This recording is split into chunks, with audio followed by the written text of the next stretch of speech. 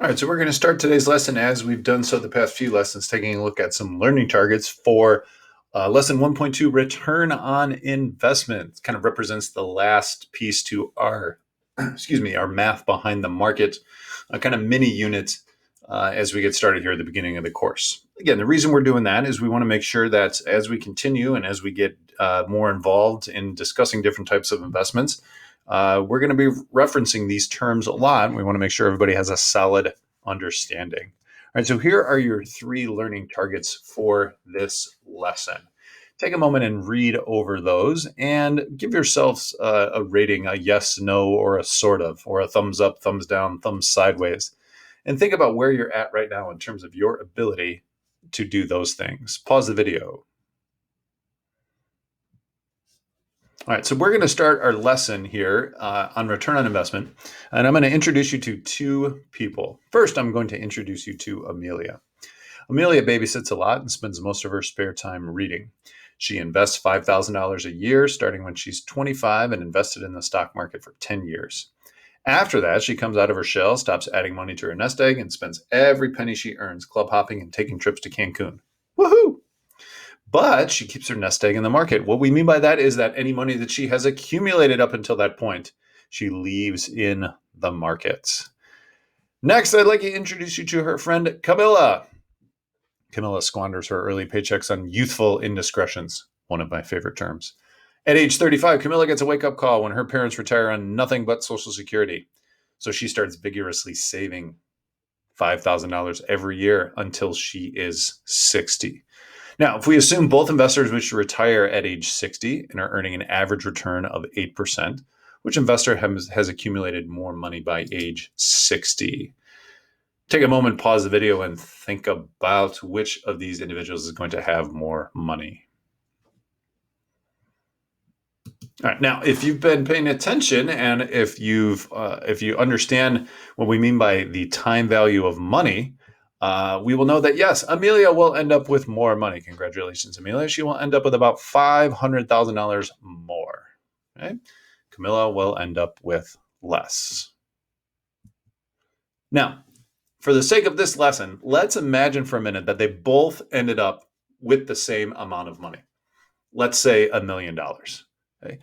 That helps us really kind of not only calculate, but visually understand what we mean by return on investment. So in order to do that, we got to look at how much money they each spent on their investments. Again, Amelia invested $5,000 a year for 10 years, and that's it. And then she left any money that she had in the market. So her investment was $50,000. Camilla, on the other hand, invested $5,000 a year for 25 years. In total, she spent $125,000. So for a return on investment calculation, Amelia's return would look like this. We take the $1 million, that was the total, minus our initial investment amount to get $950,000. In other words, that is our gain from our investment. Then we take our $950,000 and we divide it by original investment amount, which was $50,000. And then we calculate or we convert that to a percentage. Amelia can tell her friends she got a 1,900% return. Quite impressive. Let's give Amelia a round of applause. Now, Camilla's return on investment looks like this. $1 million minus her $125,000 would give her a profit of $875,000. Not bad at all. But then we convert that to a percentage, we're looking at a return of about 700%. Certainly not bad. And if you were to say, Camilla, yes, I got a 700% return. Okay, we'll take it. But again, wouldn't you rather have a 1,900% return? Now, some of you might be saying, well, I ended up with $1 million regardless of who I am. But if you think about the idea of opportunity cost and all the money that Camilla had to give up in order to get to that $1 million. Okay? Now, return on investment is not the same as the interest rate. We've talked a lot about the interest rate, compound interest, and simple interest, present value and future value. So let's say, for example, you put $1,000 in a savings account and it pays 3%. And if you leave your money in there for 5 years, a lot of you will say, well, by return, I'm going to earn 3% on my money. So if I just did this in an online calculator, you end up earning about $159 over the 5-year period. So again, you might be thinking, well, okay, it's simple. It's 3%. I take 1,000 multiplied by 3% times 5. Again, now we have to factor in compound interest.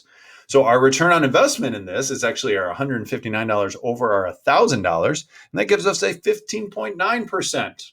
Now, as we go into details and you look at this, you can say, okay, well, I made 3% every year. And remember that 3% compounds. So it's 3%, and then it's 3%, and then it's 3%. So roughly 3% every year times 5 years is around 15%. Okay?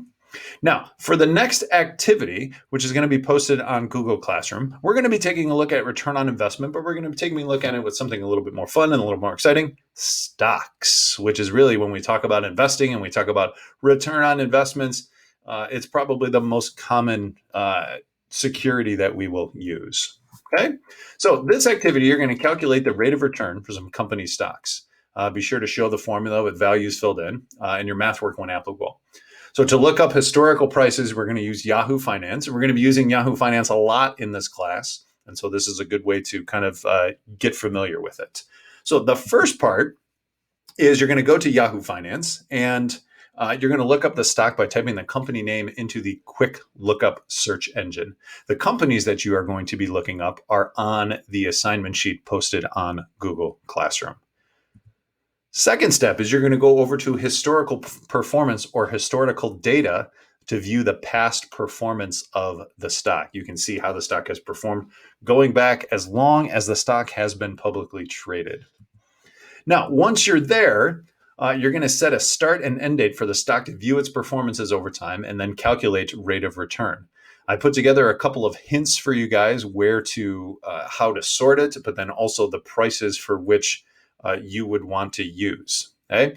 Now, the results that I got are going to be a little bit different because I did this at a different date and time than you guys did.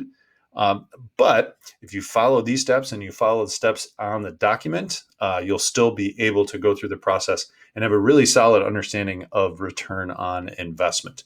So once you're done watching this video, if you need to go back or if you want to have this video open while you're working on it, so you can go back and reference some things, that would be great as well. Good luck and have fun.